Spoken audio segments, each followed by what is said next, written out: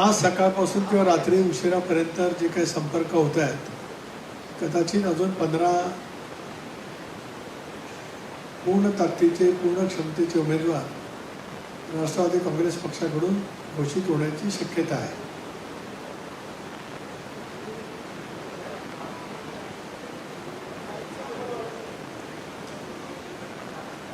मी सकाळी माहिती घेतली त्याप्रमाणे सोलापूर, त्याचबरोबर नाशिक, रायगड जिल्ह्यामध्ये पनवेल, कोल्हापूर या सर्व ठिकाणी महायुती म्हणून निवडणुका लढल्या जात आहेत.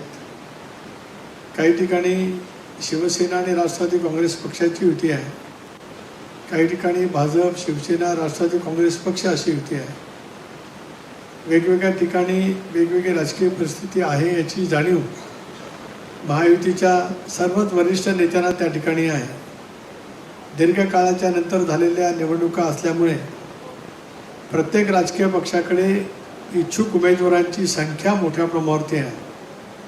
स्वाभाविकपणाने ज्या वेळेला आपण युती करत असतो त्यावेळेला जागा वाटप करत असताना काही जागा मित्र पक्षांना त्या ठिकाणी सोडाव्या लागत असतात आणि त्याच्यामुळेच कदाचित काही ठिकाणी युती न होण्याचं कारण ते असू शकतं. परंतु शेवटी महायुतीला राज्यामध्ये प्रचंड प्रमाणावरती यश मिळेल असा मला विश्वास वाटतो आहे.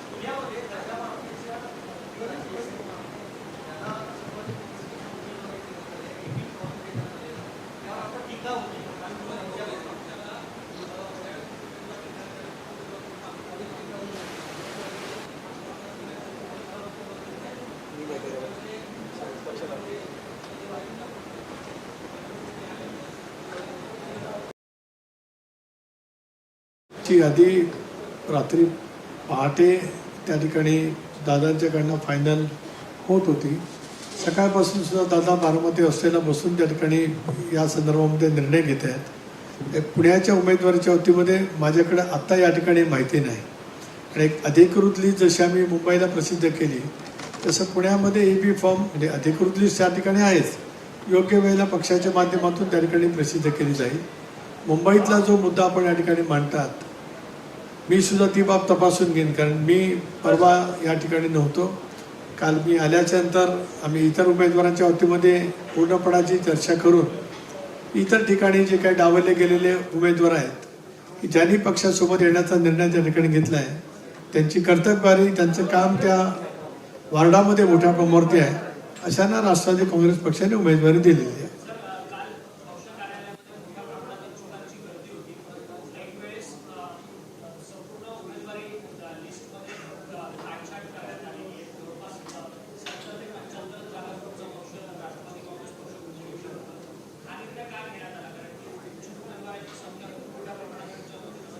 खरं इच्छुक उमेदवारांची संख्या पक्षाकडे जवळपास 110 वार्ड लढवण्या इतपत नक्की त्या ठिकाणी होती.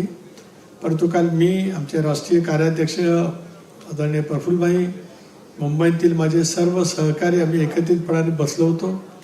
मुंबईमधील पक्षाच्या एकंदरीत संघटना याच्याबद्दलची वास्तवतेचं भान असणारे आम्ही आहोत.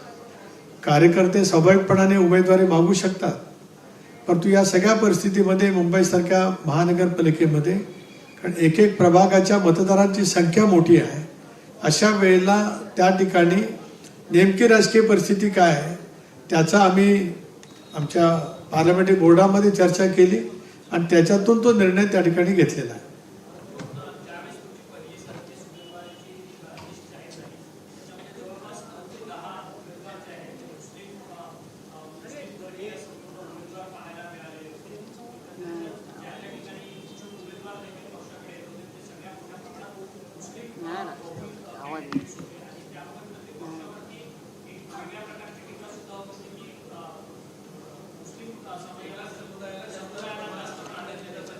एक असं आहे की आपण हे जे काय विचारत मला हे दुर्दैवी आहे.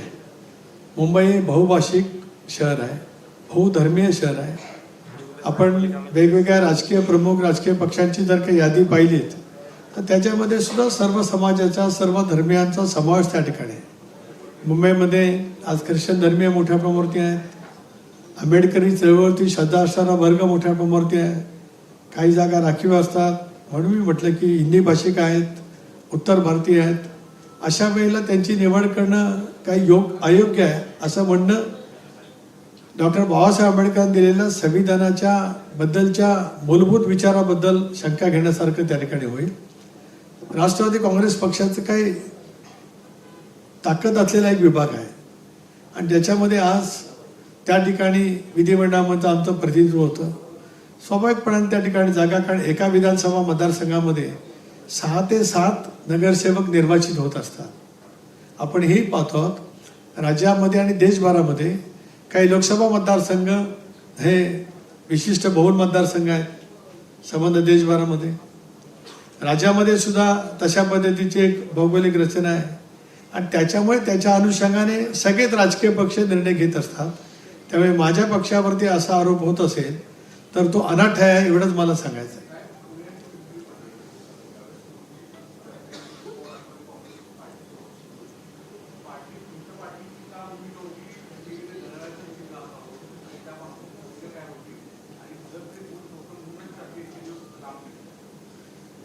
एक असं आहे की अशी आमची अधिकृत भूमिका होती असं कोण बोललं कधी.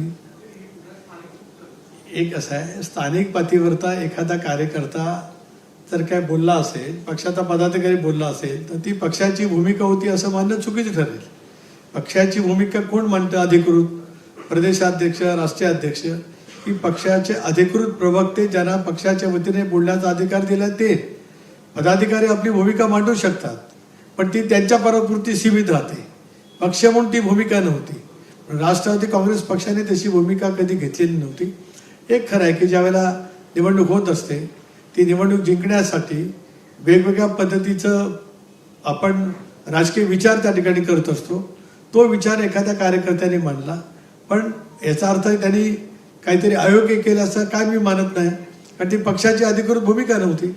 पक्षाची अधिकृत भूमिका पुणे शहरामध्ये, पिंपरी चिंचवड शहरामध्ये सोबत घेऊन काम करावं. याचं कारण माननीय मुख्यमंत्री महोदयांनी सुरुवातीला सांगितलं जे राजकीय दृष्ट्या अत्यंत योग्य होतं.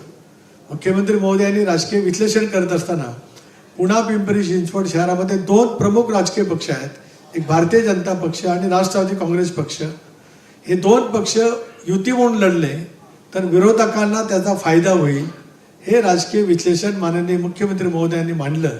त्यामुळे पुणे आणि पिंपरी चिंचवडमध्ये भारतीय जनता पक्ष आणि राष्ट्रवादी काँग्रेस पक्ष वेगवेगळे लढतील असं सांगितलं. मैत्रीपूर्ण लढतील पण लढत होईल, ती विचाराची लढत होईल, शहराच्या दृष्टिकोनातून त्या ठिकाणी होईल आणि त्याच्यामुळे स्वाभाविकच वेगवेगळे पर्याय असतात. त्या पर्यायाचा मार्ग आम्ही स्वीकारला.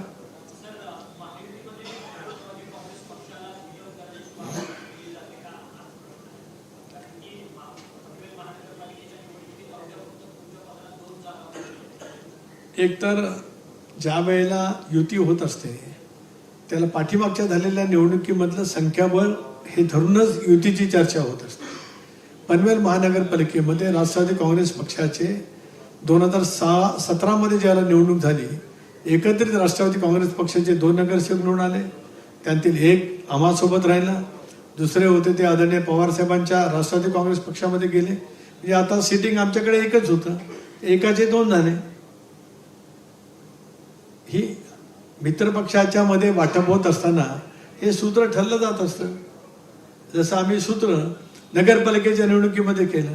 याचा अर्थ त्या पक्षाचं स्थान तिथं होतं की नव्हतं यापेक्षा सिटिंग जागाचा क्रायटेरिया ज्या वेळेला लागतो त्यावेळेला हे थोडंसं 2 पावलं पुढे मागे प्रत्येक राजकीय पक्षाला जावं करावं लागत असतं. तो त्याच्यातला भाग आहे.